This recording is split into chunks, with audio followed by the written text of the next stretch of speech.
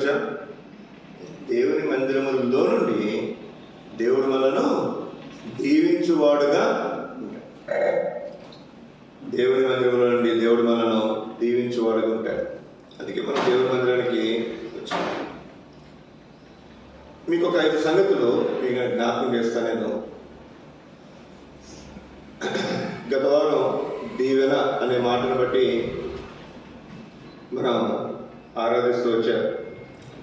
ఈ ప్రార్థన దీవించుట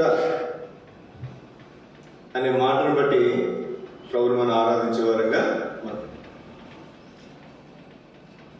దీవెన, దీవించుట ఈ మాటలు రండి. మొట్టమొదటి తలంపుగా ద్వితీయోపదేశకాండము 21వ అధ్యాయము 5వ వచనం. ద్వితీయోపదేశకాండ 21వ అధ్యాయం 5వ వచనం. అప్పుడు యాజకులైన లేవీయుల దగ్గరకు రావలను. యెహోవాను సేవించి యెహోవా నామమున దీవించుటకు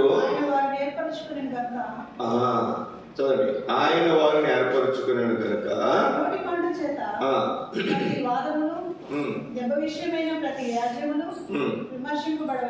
ఇక జాగ్రత్త చూడండి. యెహోవాను సేవించి యెహోవా నామమున దీవించుటకు ఆయన వారిని ఏర్పరచుకొనెను. ఎవరిని ఏర్పరచుకున్నాడు? అక్కడ రాబడినటువంటి మాట, వారు ఎక్కడికి రావాలంట? యాజకులైన లేవీయులు. లేవీయులు వేరు, యాజకులు వేరు. యాజకులైన లేవీయులు లేకపోతే లేవీయులైన యాజకులు. మొదటి వాళ్ళు లేవీయులే ఉండాలి. దేవుడి కూడా ప్రత్యేకించబడినటువంటి వారు, రక్షించబడినటువంటి వారు ఉండాలి. అప్పుడు వారు యాజకులు అవుతారు. ఈ దినాల్లో కొంతమంది సేవకులు వస్తారు, కొత్త సేవకులు. వాళ్ళకి అసలు రక్షణ అనుభవం ఉండదు. ఏముండదు చెప్పండి? రక్షణ అనుభవం ఉండదు. ఏదో అనుకుంటాడు, నెరవేరుద్ది, ఇంకంతే. బైబిల్ పట్టుకుంటాడు, నేను దేవుని సేవ చేస్తానని చెప్పి బయలుదేరుతాడు. అలా పురుషులు ఉన్నారు, స్త్రీలు కూడా ఉన్నారు. నిజంగా వారిలో నిజమైన రక్షణ కార్యం జరగదు. యేసుక్రీస్తు నిజమైన దేవుడు వారు గ్రహింపు ఉండదు. ముందు పాప క్షమాపణ అనుభవం అంటే వారికి తెలియదు. వారికి తెలిసిందేంటి? వాళ్ళకి రోగం వచ్చింది, దేవుడు తగ్గించాడు, అంతే అంతే, వెళ్ళిపోతారు. అట్లాంటి వాళ్ళు కూడా కొంతమంది మనం చూస్తారు. కొంతమంది అయితే మాకు తెలిసిన ఒక ఆయన బంధువు, మరి ఆయన గురించి నాకు లోతుగా తెలియదు, కానీ దేవుడు ఆయన దర్శించాడు. చనిపోతున్నటువంటి ఆయన దర్శించాడు. దర్శిస్తే ఇంకా ఆయన పూర్తిగా మారాడు, బతికి దేవుడు నమ్ముకున్నాడు.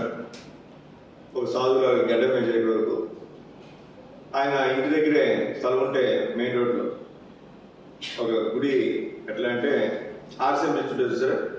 అది ఇంకా మేరీ మాత ఒక ఇంత పెద్ద ఒక రౌండ్గా ఇంత స్థలంలో కట్టారు సార్. పైకి 2-3 అంతస్తులు కట్టేశారు. పైకి పొలం వేసి అక్కడ సంవత్సరానికి ఒకసారి పెద్ద కోటలా పెడతాడు. చాలా ఆస్తులు కూడా ఆయన అమ్మేశాడు. నేను ఒకసారి అక్కడికి వెళ్ళినప్పుడు ఆయనతో మాట్లాడితే అసలు పూర్తి గ్రహింపు లేదు. ఆయన ఎట్లా ఉందంటే ఆయన స్వభావం, నేను ఏదో చేస్తున్నా, నేను దేవునికి సేవ చేస్తున్నా అన్నటువంటి అభిప్రాయం ఆయనకు ఉంది. కానీ ఆయన సంపూర్ణమైనటువంటి కార్యము మరి నాకైతే అంతగా కనపడలేదు.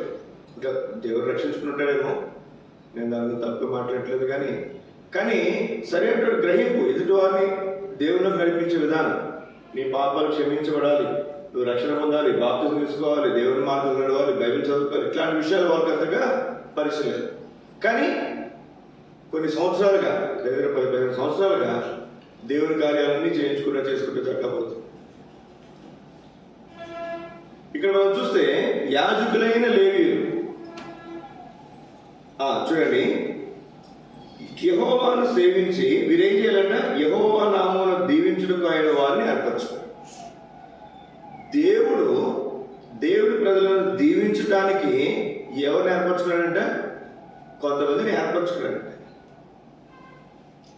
వారి పని ఏంటి? దేవుడి ప్రజలను దీవించడం వారి పని. వారే యాజకులైన లేవి. గుర్తుపెట్టుకునండి, దేవుడు డైరెక్ట్గా వచ్చే దీవించండి. దీవిస్తాడా? దీవించండి. దేవుడు వాగ్దానం ఇస్తారు, వేరే విషయం. కానీ ఇక్కడ మనం చూస్తే దీవించుటకు ఆయన వారిని ఏర్పరచుతాడు. చూడండి, ద్వితీయోపదేశకాండం 33వ అధ్యాయం, ద్వితీయోపదేశకాండం 33వ అధ్యాయము 1వ వచనం.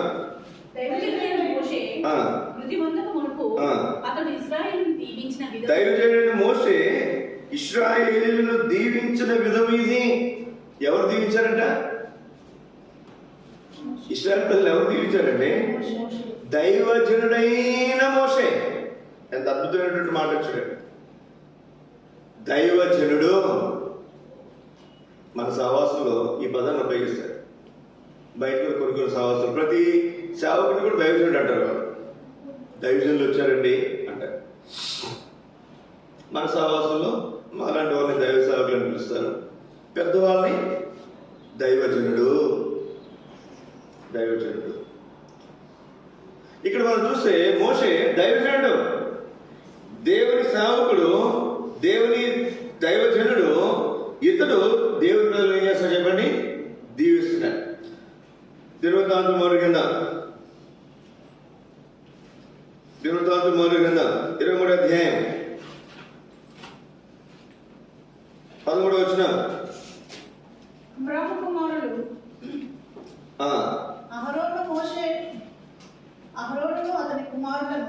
అహరోనును అతని కుమారులను నిత్యము అతి పరిశుద్ధమైన వస్తువులను ప్రతిష్ఠించుటకును, యెహోవా సన్నిధిని ధూపం వేయుటకును, ఆయన సేవకు జరిగించుటకును, ఆయన నామమును బట్టి జనులను దీవించుటకును ప్రత్యేకింపబడి. అయ్యా, అహరోను ఎందుకయ్యా, అతని కుమారులు ఎందుకయ్యా అంటే వారి డ్యూటీ ఏంటంటే యెహోవాని సేవించాలి, దేవుని ప్రజలను దీవించాలి. అంతే. కనుకూరులో క్రీస్తాస్ గారు దేవుని సేవ ఆయన ఏదో సందర్భంలో మాట్లాడుతూ, మేము దీవించడమే కాదు మాకు క్షమించడం కూడా తెలుసానండి. ఏమన్నాడండి? క్షమించడం కూడా తెలుసు అని చెప్పి ఒక ఉదాహరణ చూపించాడు ఆయన. ఎవరో చెప్తే నాకు తర్వాత తెలుసు. ఏమని, ఎలీషా నడుచుకుంటూ వస్తున్నప్పుడు ఎలీషాకి బట్టతల పిల్లలు అక్కడ హ్యావెన్ చేశారంట. బోడుగుండోడా అని అనేసరికి అది వ్యక్తిగత దోషణకి వెళ్ళింది కదండి.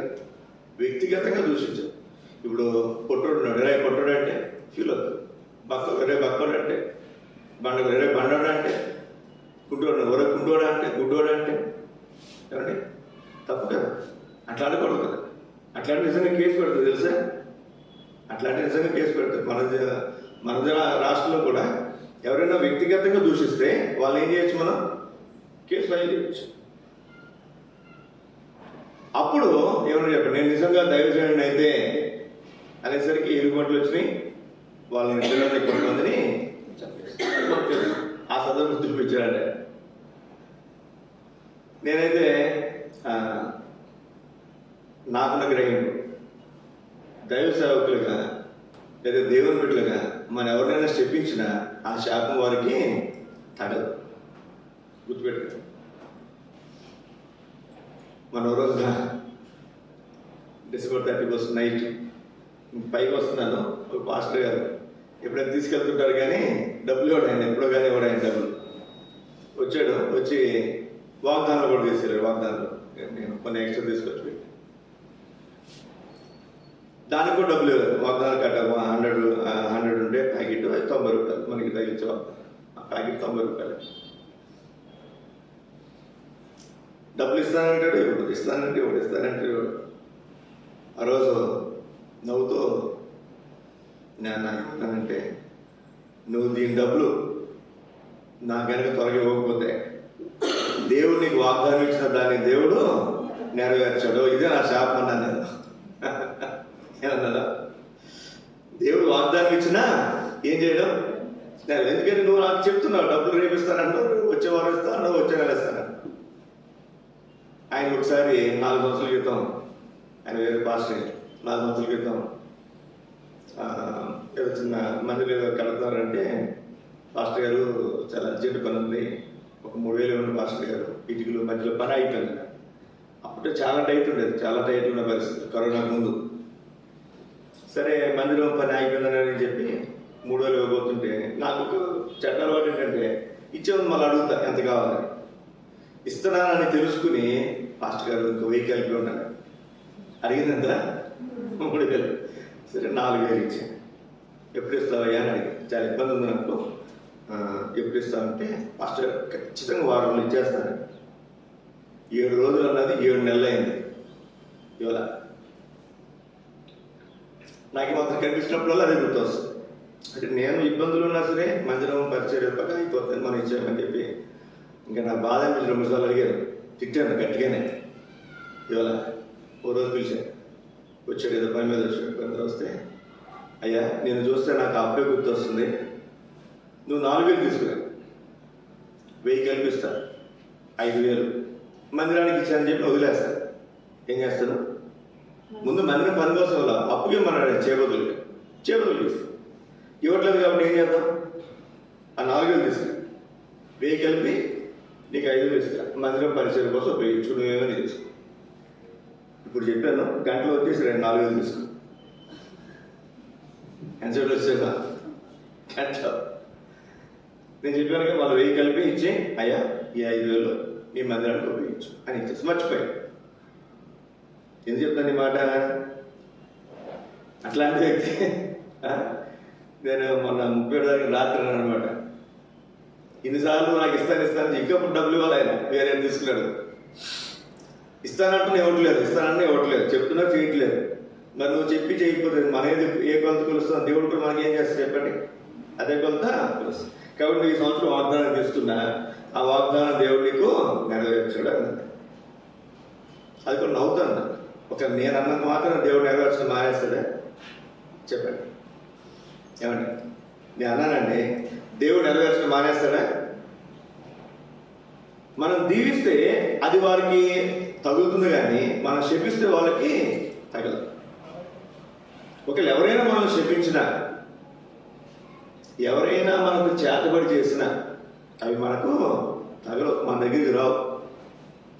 ఎందుకని మన చుట్టూ దేవుడు తన కంచె వేసి మొట్టమొదటి తరపుగా మనల్ని దీవించడానికి దేవుడు కొంతమందిని దైవజనులను, యాజకులను అందరూ బట్టి మనం దేవుని స్తుతించి ఆరాధించబద్దులమైన. 2 తరపుగా రండి, కీర్తన 118 అధ్యాయము 26వ వచనం, 27వ వచనం. 118 కీర్తన 26, 27 వచనాలు. 26, 28. యెహోవా పేరిట వచ్చువాడు ఆశీర్వాదముందును గాక. యెహోవా మందిరములో నుండి మిమ్మును దీవించుచున్నాము. ఎక్కడిని దీవిస్తున్నారంట? యెహోవా మందిరములో నుండి. మొట్టమొదటిగా దైవజనులు, దేవుని సేవకుల ద్వారా దేవుడు దీవిస్తాడు. రెండవది మందిరానికి వస్తే మందిరంలో నుండి దేవుడు దీవిస్తాడు.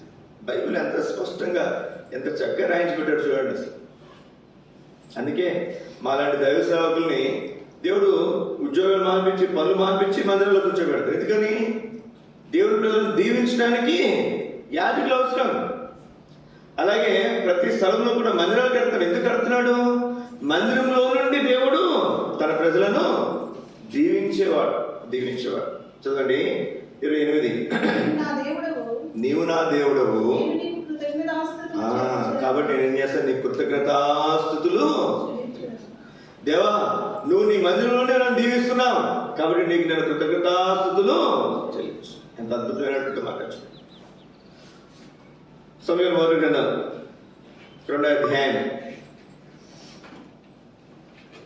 18-19 వచ్చిన చదవండి. బాలుడైన సమూయేలు నాలుక వేయబడిన ఎఫోదును ధరించుకొని యెహోవాకు పరిచర్య చేయుచుండెను. వాని తల్లి వానికి చిన్న అంగి ఒకటి కుట్టి ఏటేటా బలి అర్పించుటకు పెనిమిడితో కూడా వచ్చినప్పుడు దాన్ని తెచ్చి వానికి ఇచ్చుచూ వచ్చింది. ఇక్కడ మీరు చూడండి, ఒక శ్రేష్టమైనటువంటి సంగతి మీకు జ్ఞాపకం చేస్తున్నాను. హన్న తనకు బిడ్డ లేనప్పుడు బిడ్డనేమని అడిగితే దేవుడు ఇవ్వలేదు. ఆ బిడ్డను నీకు ఇచ్చేస్తానన్నప్పుడు దేవుడు తిరిగినప్పుడు దేవుడు ఆమెకు బిడ్డనిచ్చాడు. ఆమె ఆ బిడ్డను దేవుని కొరకు పెంచింది పాలిచ్చి. అలాగే మనం కూడా మనకి దేవుడు ఇచ్చిన బిడ్డలను దేవుని కొరకు మనం పాలిచ్చి పెంచాలి. సరే, ఇప్పుడు ఆ బిడ్డను దేవుని మందిరం తీసుకొచ్చి దేవుని మందిరం ప్రతిష్ఠించి దేవుని మందిరంలో వదిలేసి వెళ్ళిపోయారు. అప్పుడు 5-6 సంవత్సరాలు ఉంటాయి అంతే. బాల్డైన సమయానికి 5-6 సంవత్సరాల వయసులో నుంచే తల్లిదండ్రులను విడిచి దేవుని సేవించడానికి, దేవుని సేవ చేయడానికి మందిలో ఉన్నాడు. ఎంత ఆశ్చర్యం చూడండి. మా శామ్యూల్ పుట్టినప్పుడు కూడా ఫస్ట్ నాకు నా ఆశ అంటే ఒకరు దేవునికి, ఇద్దరు నాకు, అంతే, ముగ్గురు కన్నా. అలాగే థియోడర్ గారు వచ్చి శామ్యూల్ అని పేరు పెట్టారు. ఇంకా కన్ఫర్మ్ అయింది నా ఆశ, దేవుని యొక్క ఉద్దేశం కూడా అదే అనుకుని నేను చాలామంది సేవకులు, అప్పుడు నేను సేవకు రాలేదు, నేను స్టీవెన్ పుట్టిన తర్వాత సేవకు వచ్చాను. చాలామంది సేవకులు అడిగేవాడు నేను నవ్వుతూ, గుంటూరు జిల్లాలో ఉన్నప్పుడు, అన్న సమయాలు ఎక్కడ పెరగాలి? మందిలో పెరగాలి, కాబట్టి తీసుకెళ్ళిపోండి వాడు నవ్వుతూ. వాళ్ళని నువ్వెందుకు వస్తావు నీ కొడుకుని, అలా నువ్వే రావచ్చుగా అని. నేనే వస్తానన్నా, దేవుడు పిలిస్తే కదా వచ్చేది అని నవ్వుతాను. ఎవరు కరెక్ట్గా 4 సంవత్సరాలు 2009లో వాడు పుట్టాడు. 3 సంవత్సరాలు అయింది.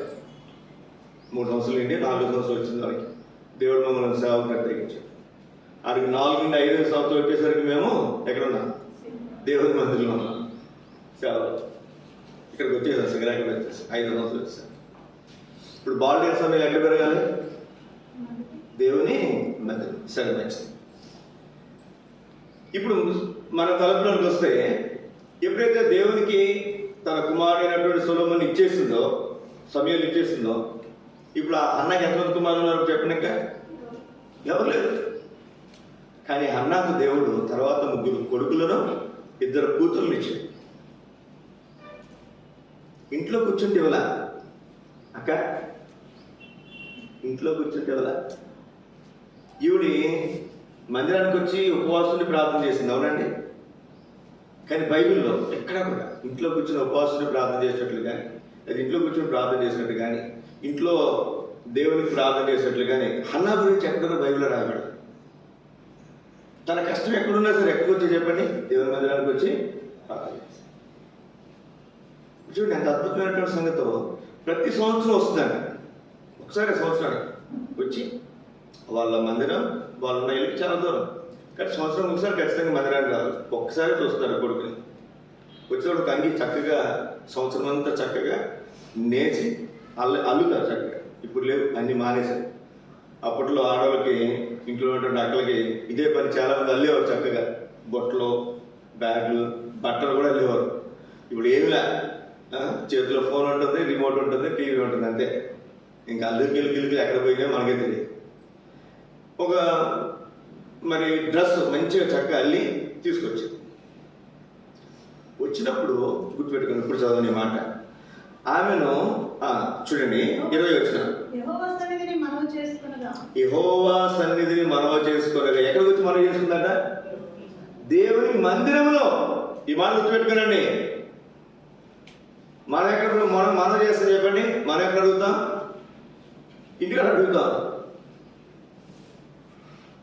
మంచిదే, ఇంటికాడ అడుగుతా, నేను చెప్పట్లా. ఇంటికాడ అడుగుతాం, ఇంటికాడ అడిగింది కూడా దేవుడు ఇస్తాడు, నేను కాదని చెప్పట్లా. కానీ నువ్వు శ్రేష్టమని పొందాలంటే, ఇంట్లో అడిగినవి కూడా పొందకుండా ఉంటే అవి కూడా నువ్వు పొందాలంటే ఎక్కడికి వచ్చి అడగాలి? దేవుని మందిరంలోకి వచ్చి అడగాలి. చూడండి ఎంత శ్రేష్టమైన సంగతి చదవమ్మా. యెహోవా సన్నిధిని మనవ చేసుకొనగా నీకు దొరికిన ఈ సంతానములకు ప్రతిగా యెహోవా నీకు సంతానమిచ్చును గాక అని ఎవరన్నారంట? ఆ మాట ఏలి అన్నాడు. సేవకుడు అంటున్నాడు. వాడు గుర్తుపెట్టుకున్నాండి. దీవెనలు ఎక్కడి నుంచి వస్తాయి చెప్పండి? దేవుని మందిరంలో దేవుని సేవకులు వస్తాయి. ఏలి అన్నాడు, అమ్మా నువ్వు కుమారునిచ్చావుగా దేవునికి 5 సంవత్సరాలు. 5 సంవత్సరాలు దేవుడు ఆమెను కనికరించలేదండి. గుర్తుపెట్టుకోండి మాట. 19 రోజు 5 సంవత్సరాలు పెళ్లి కొడుతూ మళ్ళీ వచ్చే సంవత్సరం ఇంకో పెళ్లి కొడతాడు కదండి. 5 సంవత్సరాలు ఆమెను దేవుడు దర్శించలే. దేవునికి బిడ్డ ఇచ్చేసిన తర్వాత అప్పుడు కూడా దర్శించలే. 1 సంవత్సరం అయిందో, 2 సంవత్సరాలు అయిందో, 3 సంవత్సరాలు అయిందో మనకి తెలియదు. కొన్ని సంవత్సరాలు అయిపోయింది. ఆయన నమ్మకంగా మందిరాన్ని మాత్రం విడిచిపెట్టలేదు. మందిరానికి వస్తుంటే ఆ దైవ జనుడికి ప్రధాన యాజకుడికి దేవుడు ప్రేరేపించాడు. ఏమన్నాడు? అమ్మా, నువ్వు యెహోవాకు ప్రతిష్ఠించవే నీ కుమారునికి ప్రతిగా యెహోవా నీకు సంతానం ఇచ్చునుగాక అని ఎల్కానాను అతని భార్యను దీవించిన తర్వాత వారు ఇంటికి వెళ్ళి ఎప్పుడు దర్శించాడండి? దేవుని మందిరముల నుండి దైవజనుడు తనను ఆశీర్వదించిన తర్వాత, దీవించిన తర్వాత అప్పుడు దేవుడు ఆమెను దర్శించాడు. ఇప్పుడు ఆవిడకి నమ్మకం ఎవరి మీద ఉంటుంది చెప్పండి? దేవుని మందిరం మీద ఉంటుంది, దేవుని సేవకులు. మీరు ఆయన ప్రవక్తలను నమ్ముకునడి, అప్పుడు కృతార్థులవుదురు. యెహోవా నమ్ముకునడి. మరి అక్కడ ఒక మాట ఉంటుంది, ఎక్కడ ఉంటుంది అన్న మాటది? మీరు యెహోవాను నమ్ముకునడి, మీరు ఆశీర్వదించకూడదు అనుకుంటా. మీరు ఆయన ప్రవక్తలు నమ్ముకున్నది, మీరు కృతార్థులవుతారు. కృతార్థులు అంటే కృతజ్ఞతాస్తుతులు చెల్లించే అనుభవంలోకి వస్తారు. అంటే వారు చెప్పింది మీరు చేస్తే దేవుడు మీకు మేలు చేస్తారు కనుక మీరు దేవుని స్తుతించి కృతజ్ఞతాస్తుతులు చెల్లించే అనుభవంలో మీరు ఉంటారు. ఎంత అద్భుతమైనటువంటి మాట చూడండి. ఇంటికి వెళ్ళగానే దేవుడు దర్శించాడంట. ఆమె గర్భవతి.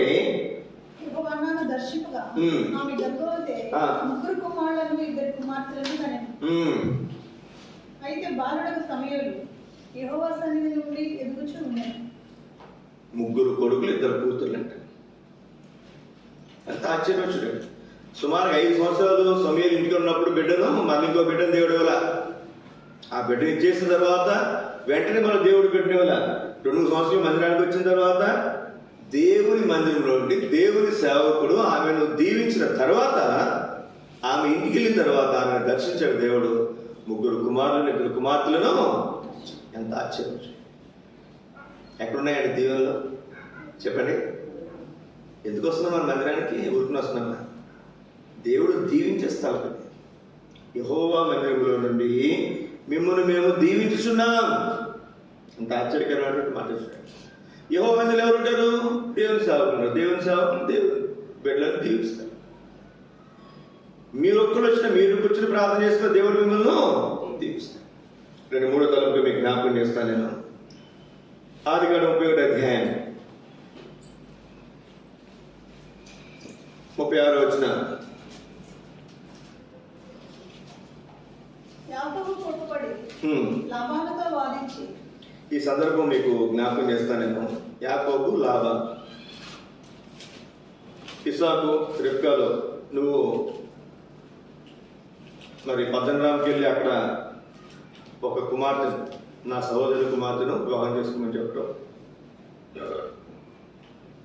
యాకోబు అక్కడికి వెళ్ళి మరి రాహేలు ప్రేమించడం, కానీ లేచి వివాహం చేయటం, 7 సంవత్సరాలు కొలువు చేసిన తర్వాత మళ్ళీ రాహేలు కొరకు ఇంకో 7 సంవత్సరాలు కొలువు చేయటం.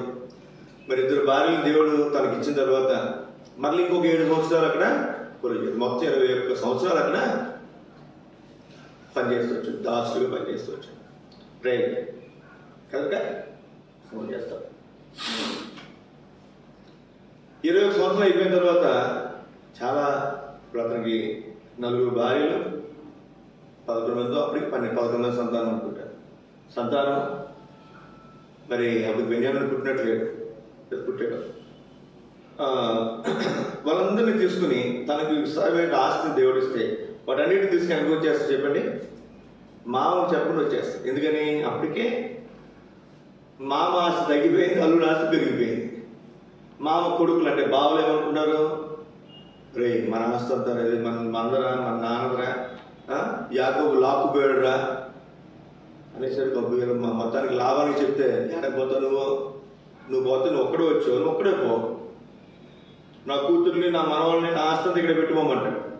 లాభాన్ని తక్కువ కాదు అని ఏం చేశారని చెప్పండి? చెప్తే వెళ్ళవడని చెప్పి చెప్పబెట్టకుండా వచ్చేస్తే ఈ విషయం 2-3 రోజుల తర్వాత ఎవరు తెలిసింది? లాభం తెలిస్తే ఇప్పుడు ఎలా వెళ్ళాలి? వెళ్ళిపోయాడు. ఇప్పుడు ఎవరైనా పెద్ద మనుషులు తీసుకుని పోతే వెళ్ళిపోయాడు, వాళ్ళ ఊరికి అతను వెళ్ళిపోయాడు, తన భార్య పిల్లల్ని ఆస్తిని తీసుకెళ్ళిపోయాడు, తప్పేముంది అంటారని చెప్పి అన్నీ వెతుక్కుంటే ఏం దొరకలేదు. ఏం కనపడలేదంటే ఏం దొరకలేదమ్మా? ముసుగులు వేసుకున్నాం అందరూ చక్కగా. గృహ దేవతలు దొరకలేదు.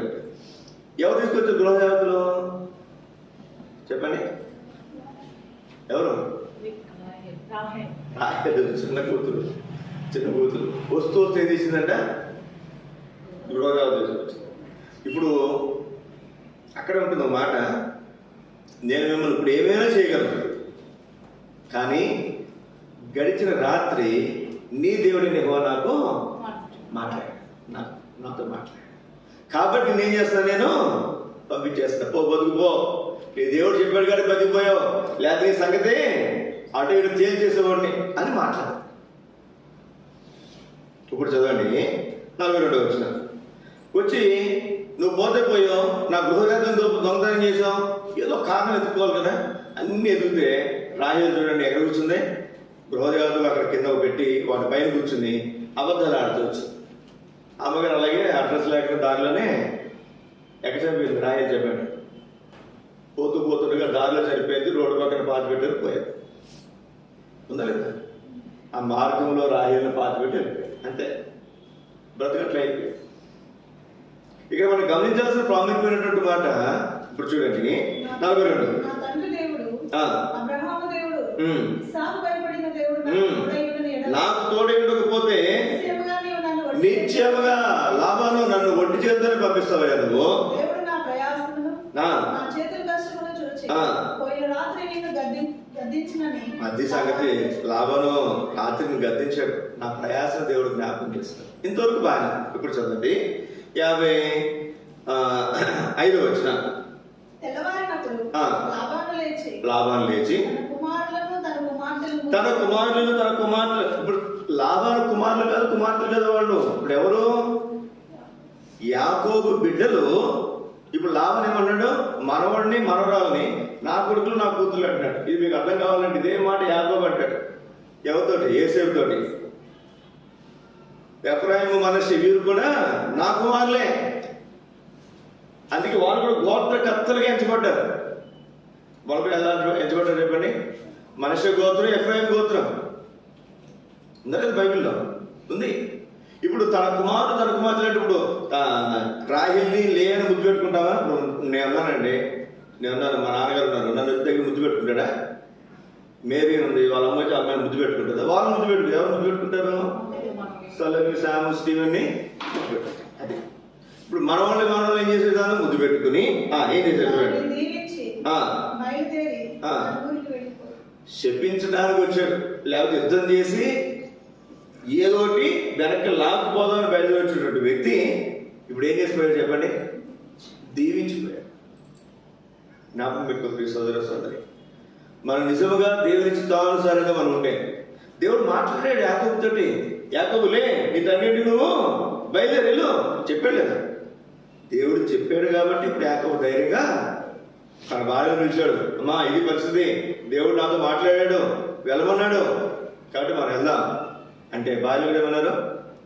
సరే, మీకు ఎట్లా చెప్తే దేవుడు అట్లాగే చెప్పాడు. అంత ఆశ్చర్యం. దౌర్జన్యం చేయడానికి, మరి దెబ్బలాడటానికి, లేకపోతే ఉండదు లాక్కుపోవటానికి, లేదా శపించడానికి, లేదా దూషించడానికి వచ్చినటువంటి లాభాలను ఏం చేసిపోయాడు చెప్పండి? దీవించిపోయాడు. చదవండి యెహోషువ గ్రంథం 24వ అధ్యాయం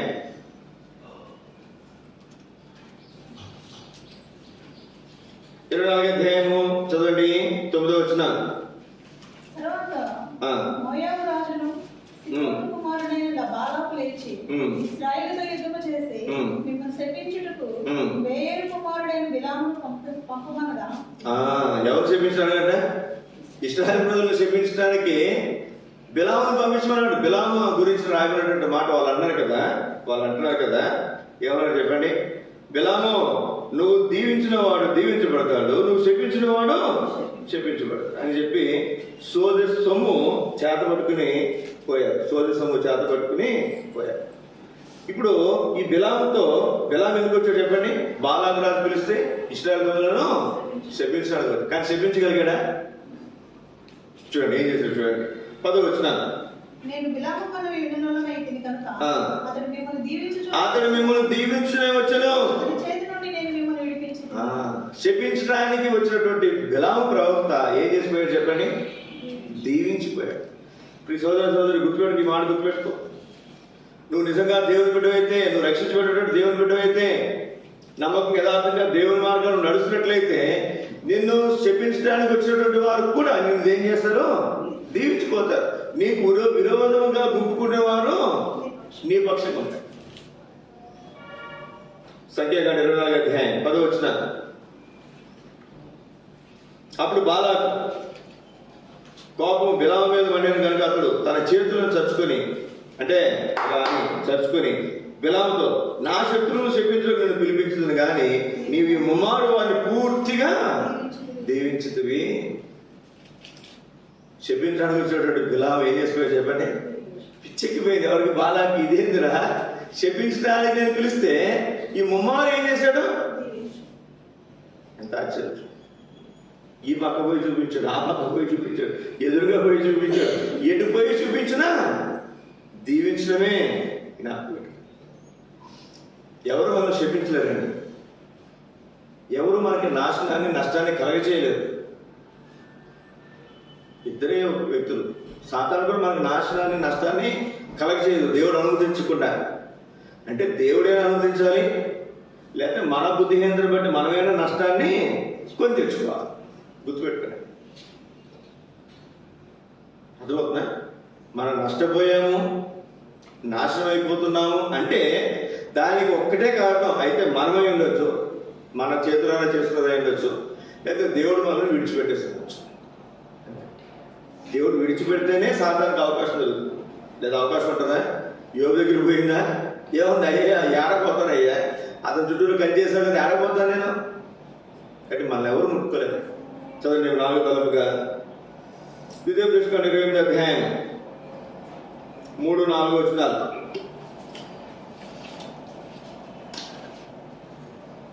నీవు పట్టణంలో దీవింపబడుదువు, నీవు పట్టణములో దీవింపబడుదువు, పొలములో దీవింపబడుదువు, పొలములో దీవింపబడుదువు.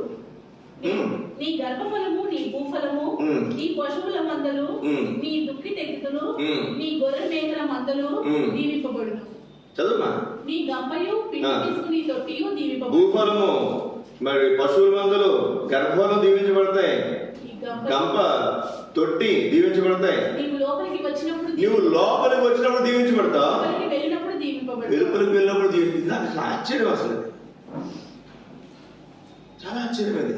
ఎట్లా? లోపలికి వచ్చినప్పుడు దీవించబడతామంట, వెలుపలికి వెళ్ళినప్పుడు దీవించి. ఎలా సాధ్యం అవుతుంది చెప్పండి? బయటికి పోయాం, పని చేసుకున్నాం, లేదా ఉద్యోగం చేసాం, సాయంత్రం జీతం తెచ్చుకుంటాం. బయటికి పోయినటువంటి వాళ్ళు జీతం తెచ్చుకుంటాం. లోపలికి బయటికి పోతే దీవెన అనుకుందాం. ఉద్యోగానికి పోతారు కదా, డబ్బులు వచ్చింది ఉదాహరణకి. మరి లోపలికి వచ్చినప్పుడు మరి ఇక్కడేముంటుంది? ఇక్కడ ఎవరు జీతం ఇస్తారు మనకి? ఇంట్లో కూర్చున్నారు, జీతం ఇస్తారా? చూసాడు. లోపలికి వచ్చినప్పుడు దీవించబడతామంటే వెలుపలికి వెళ్ళినప్పుడు దీవించు. పైన నీవు పట్టణంలో దీవింపబడదు, పొలంలో దీవింపబడదు. కింద సండే స్కూల్లో వాక్యం అక్కడ ఎప్పుడో నేను మ్యారేజ్ అయినప్పుడు, మ్యారేజ్ ముందు ఆ వాక్యం నాకు ఎందుకు నచ్చి తెచ్చిపెట్టుకున్నా. 20 సంవత్సరాల పైన ఇది ఆ వాక్యం తెచ్చి. కొన్ని సందర్భాల్లో కొన్ని చోట్ల ఇక్కడ పొలాలు కొన్నా, అమ్మాయి చేశాను. ఒక సందర్భంలో మొత్తం తీసేద్దాం అనుకున్నా. అప్పుడు చాలా తక్కువ రేటు.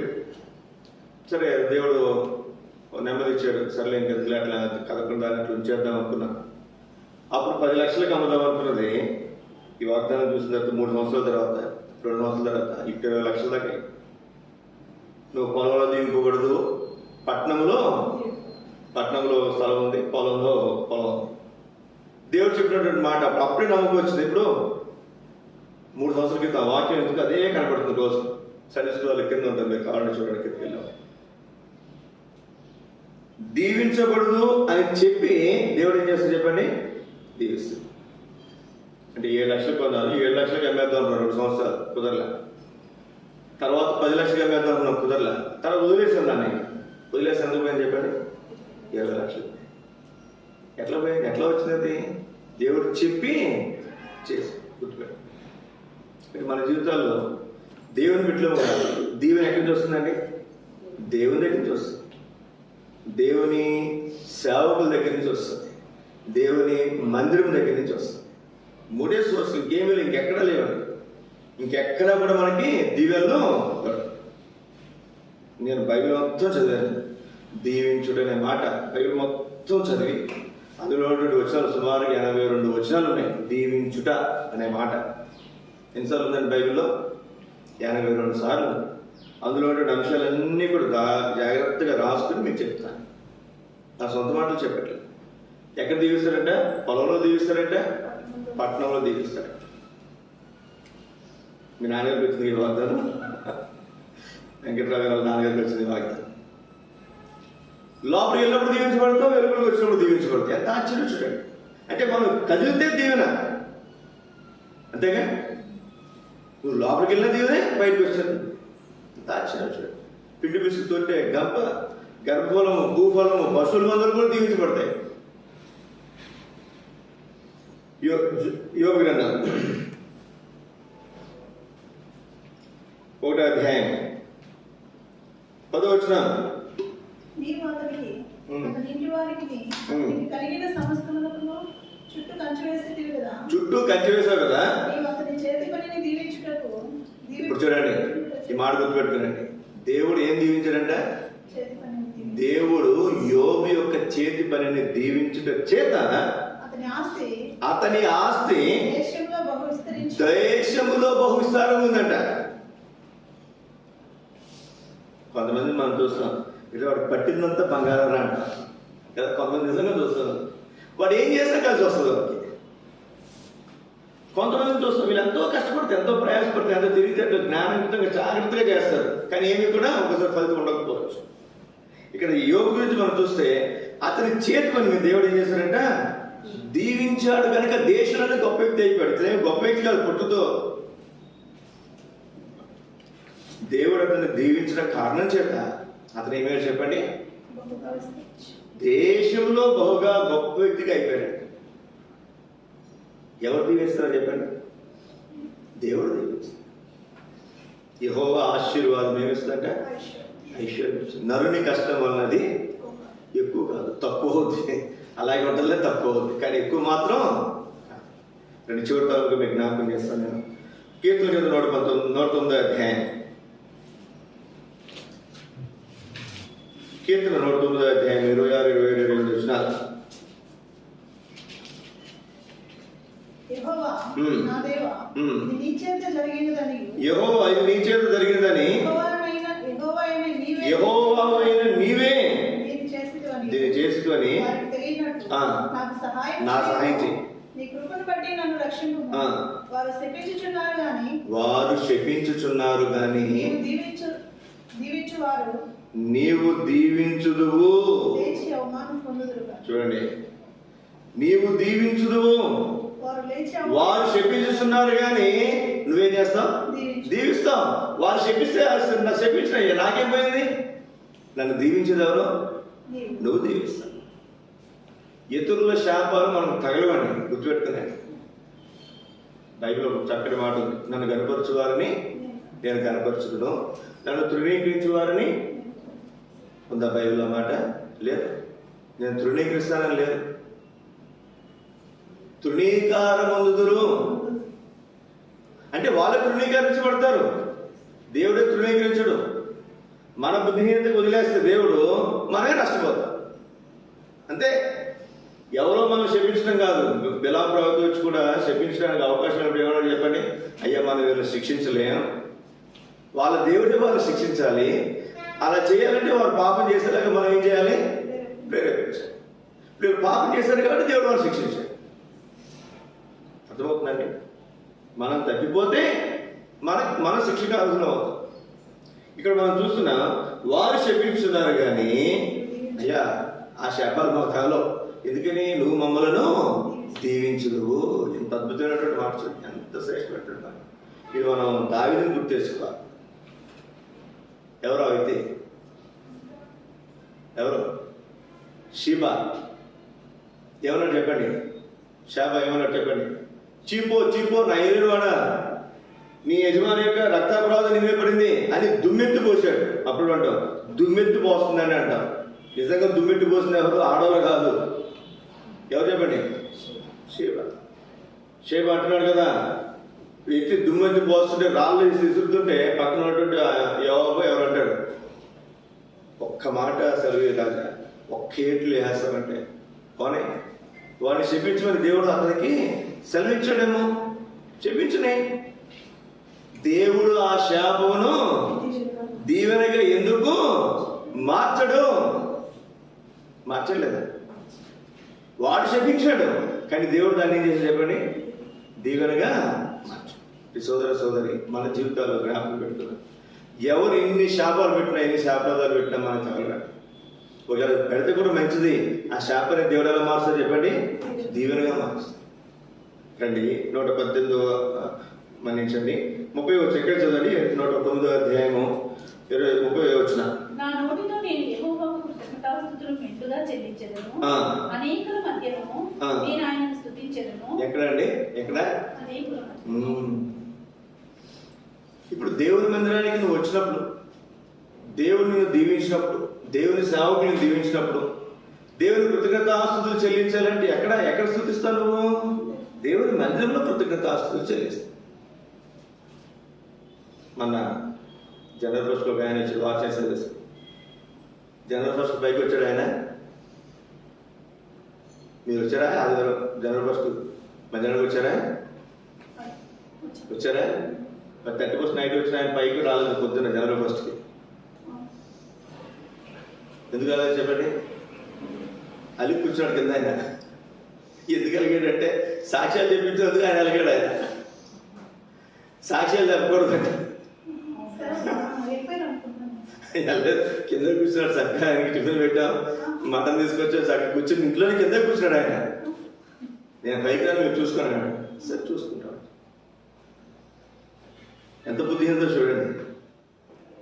దేవుడు చేసిన మేలులో ఇప్పుడు చెప్తాను. వాచర్ సర్వీస్లో కాబట్టి ఎప్పుడు ఇస్తాం అంటే హెబ్రోన్లో వాచర్ సర్వీస్లో సాక్ష్యం చెప్పడానికి అవకాశము ఉండదు. ఇష్కోలో ఉండదు, గుంటూరు సియోలో ఉండదు, పెద్ద చర్చిలు కాబట్టి ఎక్కువ మంది ఉంటారు. అంటే అవకాశం ఇస్తే 100 మంది వస్తారు. అప్పుడు వాళ్ళకి అక్కడ ఏం చేస్తారంటే సంఘ ప్రార్థనప్పుడు, బైబిల్ స్టడీ అప్పుడు, యూత్ మీటింగ్ జరుగుతున్నప్పుడు యవనస్తులకి అట్లా అవకాశం ఇస్తారు. పెద్ద సంఘాలు కాదు. చిన్న సంఘాలకు ఏం చేస్తారంటే 31 తారీఖు రాత్రి జనవరి 1 అవకాశం ఇస్తారు. ఎక్కడైనా సరే. అవునమ్మా? ఇస్తాను. సహజంగా నేను అన్ని తిరిగి వచ్చానండి. ఎబ్రోన్లో ఉన్నాను, నేను జిల్లా హెడ్ క్వార్టర్లో ఉన్నాను, చిన్న పల్లెటూరు సంఘాలు ఉన్నాను. కాబట్టి 31st నైట్ జనవరి 1 ఎవరైనా సాక్షి చెప్తాను. తక్కువ సార్ ఇప్పుడు ఎవరు అన్నారు సాక్షి చెప్తాను ఆదివారం అంటే అమ్మ ఇప్పుడు ఈ అక్క మార్కెట్ అక్క అనుకుంటా అంటే ఇప్పుడు కాదు, అవసరమైతే నువ్వు 31st నైట్ అప్పుడు చెప్పు. అది సాక్షులు చెప్పడానికి అవకాశం. మిగిలినప్పుడు ఇస్తారండి. వేరే సహవాసాలు అయితే ప్రతి ఆదివారం ఇస్తారు. వాక్యం చెప్పేది తక్కువ, సాక్ష్యాలు చెప్పేది ఎక్కువ. చిన్నవి కూడా చెప్తారు. మంచిదే, చెప్పడం మంచిదే, కాదని చెప్పట్లేదు. కానీ మనకైతే అట్లా అవకాశం కదా. ఆయనకి చెప్పి చేయలేదంట మాట. సరే అది కదా అయిపోయింది, బాగానే అయిపోయింది. ఎందుకు ఈ మాట చెప్తున్నానంటే దేవుడు మనకు మేలు చేస్తున్నాడు. ఎక్కడ చెప్తాం మనం సాక్ష్యం? మేము మీ ఇంటికి వస్తామండి చెప్పడం మాకు చెప్తారు. కానీ ఎక్కడ చెప్పాలి? దేవుని మందిరంలో చెప్పాలి. ఆయన కూడా సాక్ష్యం చెప్పాడు. మీకు గుర్తుందో లేదు? ఆయన కూడా సాక్ష్యం చెప్పాడు. ఏం చెప్పాడు చెప్పండి? నేను అసలు రావడానికి నాకు అవకాశం లేదు, సెలవులు ఇవ్వలేదు, సేవకునికి చెప్దాం అనుకున్నాను నేను, కానీ అందరి మధ్యలో చెప్తే బాగుంటుంది అని నేను ఏం చేశాను కదా. అంటే చెప్పడానికి అవకాశం ఆయన దొరికింది, కూలిపెట్టి ఉన్నాం కాబట్టి నాకేం దొరికింది కానీ నేను చెప్తాను. మరి మీకు ఎప్పుడు దొరుకుతుంది? 31 తారీఖు రాత్రి దొరుకుతుంది, జనవరి 1 దొరుకుతుంది, అంతే కదా. ఇంకేదైనా అవకాశం ఉంటే అప్పుడు రాలేకపోయినటువంటి వాళ్ళు ఏమంటే జనవరి అంతా కూడా చెప్పిస్తారు. వాగ్దానం ఉన్నంత వరకు సాక్షులు ఎవరైనా చెప్తారంటే చెప్పిస్తారు. ఇక్కడ ఎక్కడ కృతజ్ఞతలు చెల్లిస్తారంటే అనేకుల మధ్య. ఒకవేళ నువ్వు ఇంట్లోనే ప్రార్థన చేసుకున్నావు, ఇంట్లోనే దేవుడికి మేలు చేశాడు, మందిరానికి వచ్చి సాక్షి చెప్పాలని ఆలోచన ఉంటుందా? ఉంటుందండి? ఉండదు. నువ్వే ప్రార్థన చేసుకున్నావు, దేవుడు నీకే మేలు చేశాడు, ఇంకా దేవుని సేవకుల మీద నమ్మకం కుదురుతుందా? ఉండదు. దేవుని మందిరం మీద నమ్మకం ఉంటుందా? ఏమన్నా ఇంట్లో కూడా ప్రార్థన చేసుకున్నాం, తగ్గిపోయింది, మేలు జరిగింది. ఇంట్లోనే మనం వైద్యం చేసుకున్నాం, హాస్పిటల్కి వెళ్ళాల్సిన అవసరం ఉంటుందా? డాక్టర్కి వెళ్ళాల్సిన అవసరం ఉంటుందా? అంతే. ఇక్కడ మనం చూస్తే నా నోటితో యెహోవాకు నేను కృతజ్ఞతాస్తుతులు మెండుగా చెల్లిస్తా, అనేకుల మధ్యలో నేను చెల్లిస్తాను. సోదర సోదరి, ఉదయకాల సమయంలో దేవుడు మనల్ని దీవిస్తున్నాడు కనుక, దీవించేవాడు కనుక మనం దేవునికి ఏం చేయాలి? కృతజ్ఞతాస్తుతులు చెల్లించేవాడుగా ఉండాలి. కీర్తన గ్రంథం 72వ అధ్యాయం 15వ వచనం.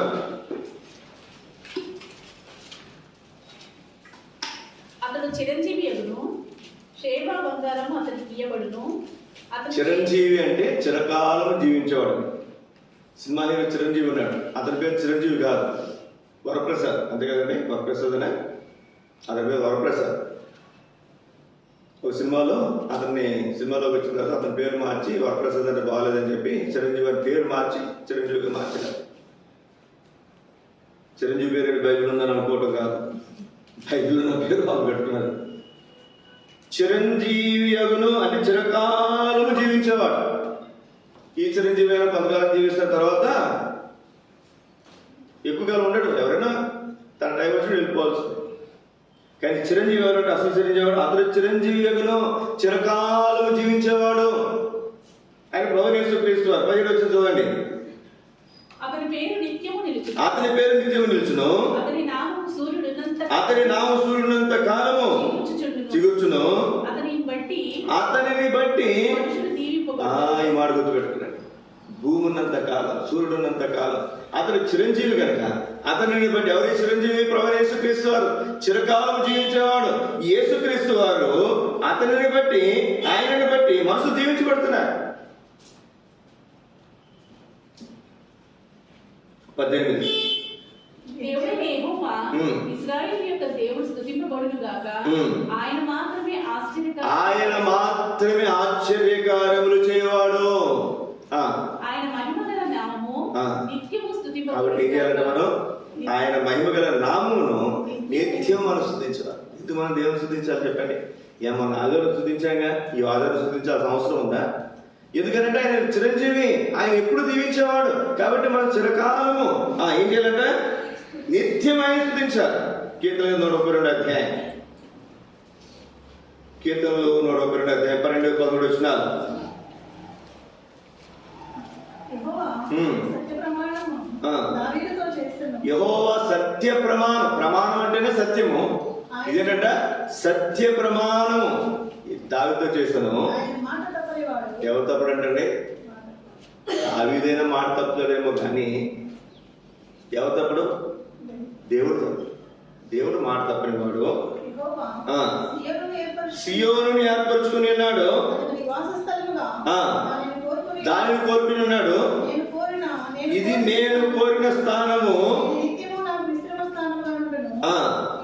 ఇక్కడే నివసించదును.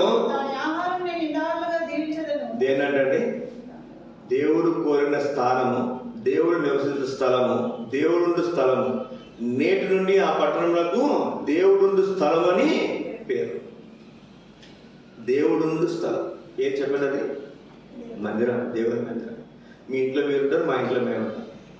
దేవుని ఇంట్లో దేవుడు స్థలము. దీన్ని సియోను లేదా యెరూషలేమును దేవుడు ఏర్పరచుకున్నాడు. దీని ఆహారము నిండారులుగా దీవిస్తాడంట.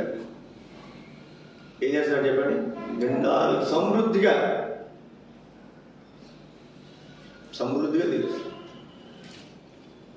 ఎక్కడి నుంచి వస్తాయో తెలియదు, ఎవరిస్తారో తెలియదు. ఆ టైంకి వచ్చేస్తే జరిగిపోతాయి. అంతే, సంగతులన్నీ కూడా జరిగిపోతాయి.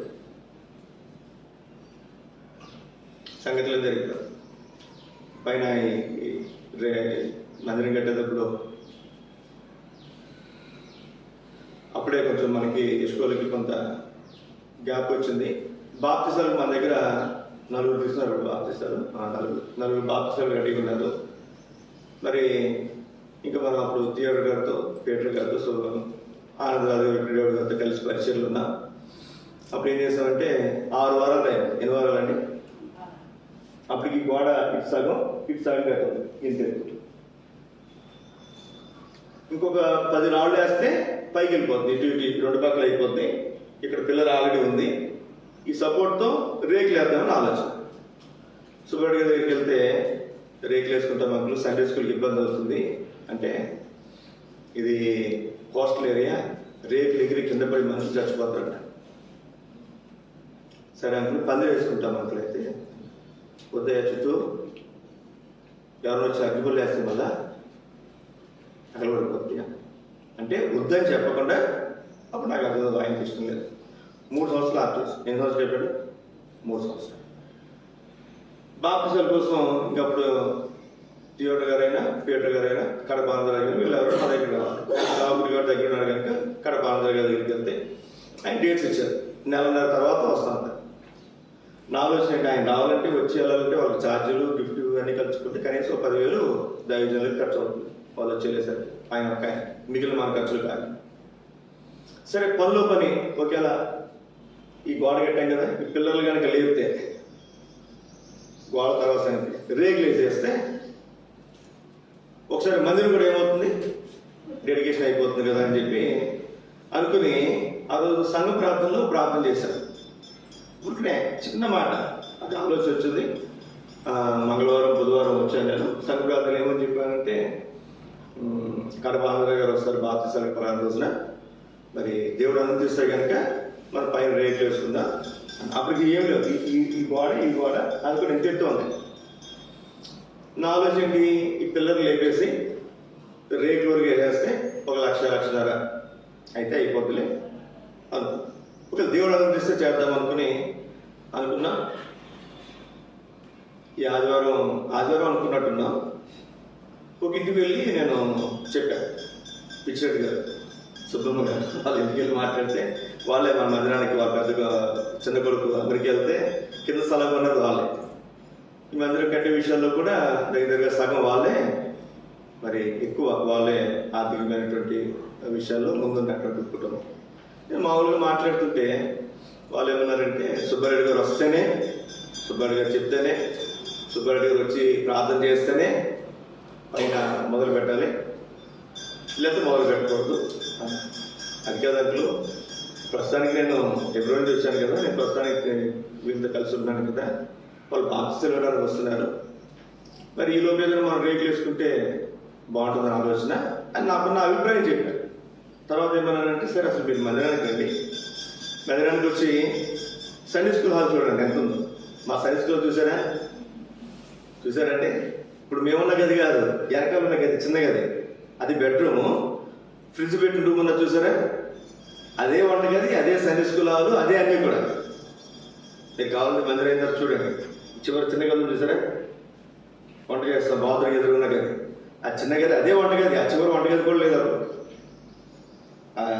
6-8 అనుకుంటా గది, లేదా 8-8 అనుకుంటా, అందులోనే వంటగది అదే, అందులో వాళ్ళు ఫ్రిడ్జ్ పెట్టుకోవాలి, అందులోనే అన్నీ ఉంటాయి, మళ్ళీ అదే సండే స్కూల్ హాల్. ఆవిడ దగ్గర 18-20 మంది పిల్లలు వచ్చారు.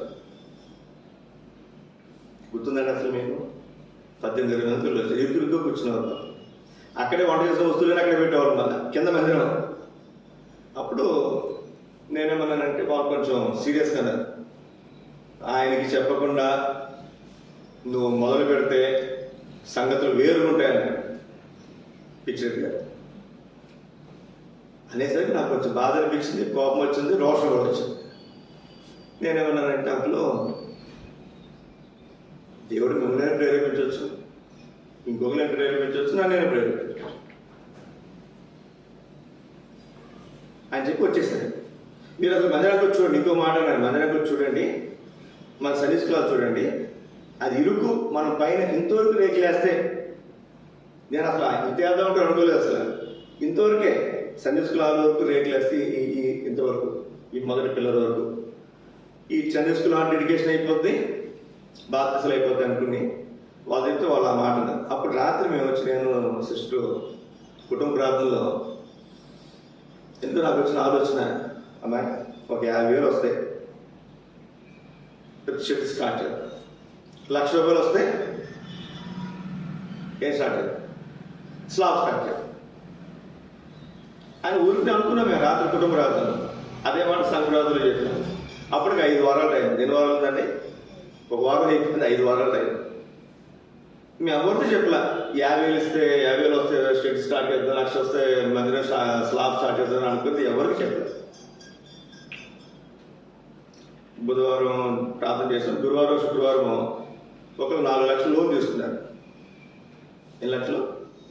4 లక్షలు లోన్ తీసుకుని 40,000 దశమాలు ఇచ్చారు. ఎవరైనా అప్పు చేసి దశమాలు ఇస్తారండి? చెప్పండి. వచ్చిన దాంట్లో దశమాలు ఇవ్వడానికే తలప్రాంతం వచ్చే పరిస్థితులు ఉన్నాయి కదండి. నేను ఇలా ఎక్కడే డబ్బులు అంటే 40,000 లోన్ తీసుకున్నాను బ్రదర్ అని. మరి లోన్లో దశభాగాలు అవసరం లేదు, లోన్లో దశభాగం అవసరం లేదు.